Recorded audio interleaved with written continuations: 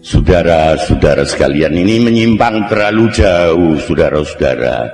Kita kembali tadi kitab Fathul Qorib. Dalam perjanjian Rumroyen dan perjanjian Linggarjati bahwa Irian Barat akan pulang ke pangkuan negara Indonesia tahun 48. Monggo Saudari Maria Ulfa dibuka di dalam perjanjian itu. Dalam perjanjian Rumroyen dan Linggarjati bahwa Irian Barat akan pulang ke pangkuan negara Indonesia tahun 48. 48 boten konjur, 49 tidak pulang, 50 tidak wangsul, tahun 51 juga tidak rujuk. Rujuk bahasa Arabnya itu kan rujuk. Maka dari itu orang yang cerai akan kembali lagi kan rujuk. Tahun 52 tidak. Saudara-saudara sekalian, tahun 52 Irian Barat tidak pulang ke pangkuan negara Indonesia. Padahal dalam perjanjiannya tersebut itu tahun 46 pulang ke pangkuan negara Indonesia. Waktu itu Raisul Jumhuriyah, presidennya Bung Karno, sowan kepada Hadratis Syekh almarhum al-maghfurlah Bapak Kyai Haji Wahab Hasbullah sebagai Rais Am di Jamiah Nahdlatul Ulama. Tanya sowan ke sana, Pak Kyai, kula badhe tanglet. Lah di sini letaknya kontekstual. Kontekstualnya Ki Wahab tinggi sekali. Pak Kyai, kula badhe tanglet miturut hukum Islam. Orang-orang Belanda yang sampai sekarang bercokol di Irian Barat tidak mau pulang ke negaranya, padahal di dalam perjanjian itu pulang tahun 48. Niku miturut hukum Islam niku menapa Pak Kyai? Jawab Ki Wahab, ghasab. Orang-orang Belanda yang masih bercokol di Irian Barat dan dalam perjanjiannya 48 itu harus sudah pulang, itu hukumnya ghasab. Raisul Jumhuriyah kan orang yang teliti. Pak Kyai, ada literaturnya? Ada. Menapa Pak Kyai? Kitab Fathul Qorib. Luar biasa nih, kontekstualnya luar biasa. Kyai Wahab dengan Fathul Qoribnya bukan mengatasi persoalan-persoalan yang lokal, regional, bahkan nasional dan internasional sampai ke PBB pada waktu itu.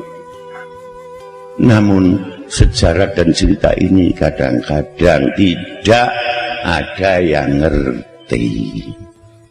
Para bapak, ibu, dan saudara-saudara sekalian, sampai tanya, ghasab itu apa Pak Kyai? Yang soalnya belum pernah ngaji kepada Kyai Abdullah. Ghasab itu apa Pak Kyai? Jawab Pak Kyai Wahab Hasbullah, wonten teng hasyiahipun kitab Fathul Qorib ing menika Al-Baijuri. Al-ghasbu istiqaqu malil ghair bi ghairi haqqin.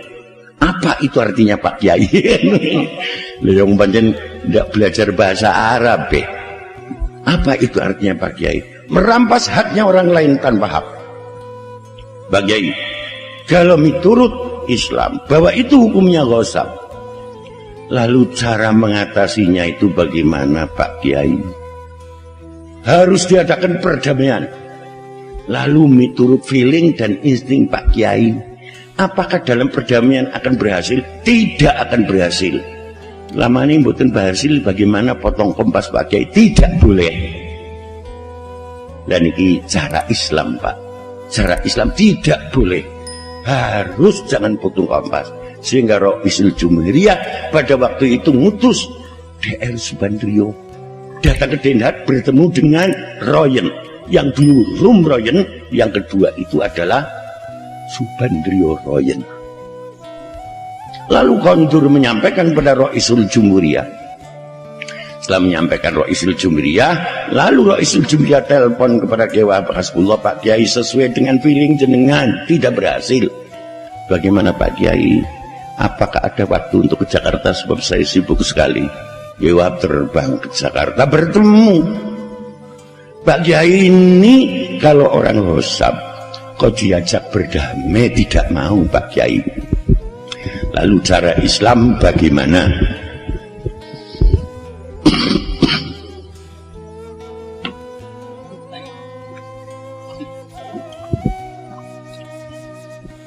Cara Islam itu bagaimana Pak Kiai? Jawab Kiai Wahab, menurut syarah Bujairimi Ikna. Ikna niku ngijani nyarai Fathul Qorib niku. Jadi kita Fathul Qorib kabeh. Kalau orang Hosab kok tidak mau diadakan perdamaian di dalam Bujairimi Ikna, akhodahu qahran, harus diambil secara paksaan. Sehingga Roisul Jumriyah mendirikan Trikora, akhirnya Dwikora, akhirnya Irian Barat pulang ke pangkuan negara Indonesia. Cukup Kiai Wahab maka kitab Fathul bisa mengatasi persoalan internasional. Ini yang kadang-kadang tidak dicatat dalam sejarah. Para bapak ibu dan saudara-saudara sekalian, itulah permainan politik dari santri-santri. Coba zaman dulu para bapak ibu dan saudara-saudara sekalian, ketika fil istiqmat, ketika zaman Belanda, napa wonten kiai hidupnya di tengah-tengah kota, mboten wonten. Hidup ning desa-desa, pancen kiai asale wong desa. Dia kampung. Setelah di desa-desa, ketika zaman Belanda, kiai-kiai ini ku aneh, gawe pondok pesantren. Pondok pesantrennya itu jangan disamakan dengan asrama. Kadang-kadang pondok pesantrennya ngarepe kuburan. Kados pondok pesantren Ki Abdullah niki ngarepe kuburan. Pondok pesantren saya juga ngarepe kuburan.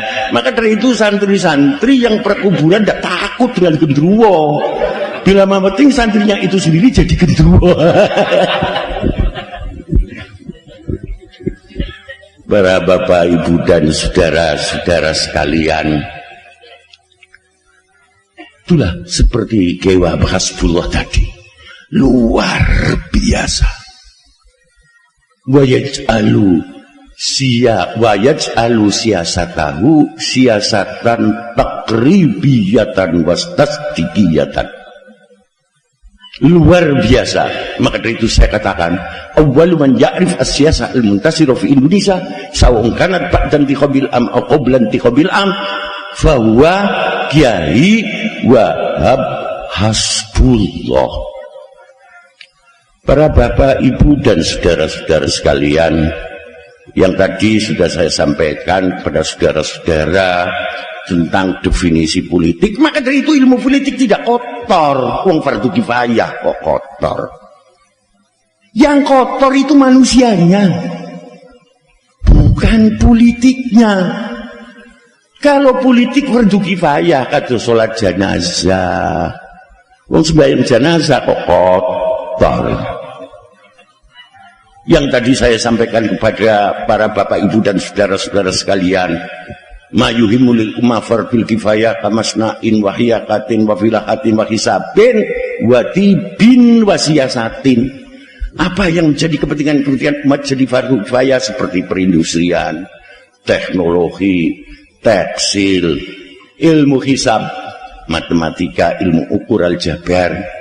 Wong aljabar itu sendiri saudara-saudara sekalian, niku yang nyusunkan orang Mesir, mengambil dari ayat wasyaf'i wal water, demi ganep dan ganjil. Bon sani kehitung-hitungan, ya ora ganep ganjil, apa ada hitung-hitungan? Wah itu ndak ganep dan tidak ganjil, otaknya miring. Ya ora ganep ya ganjil. Niku ambilnya enteng-entengan wasyaf'i wal water, demi ganep dan demi ganjil. Para bapak ibu dan saudara-saudara sekalian, kalau memang kita akan berusaha mencari persoalan-persoalan politik dalam Al-Quran, wah luar biasa.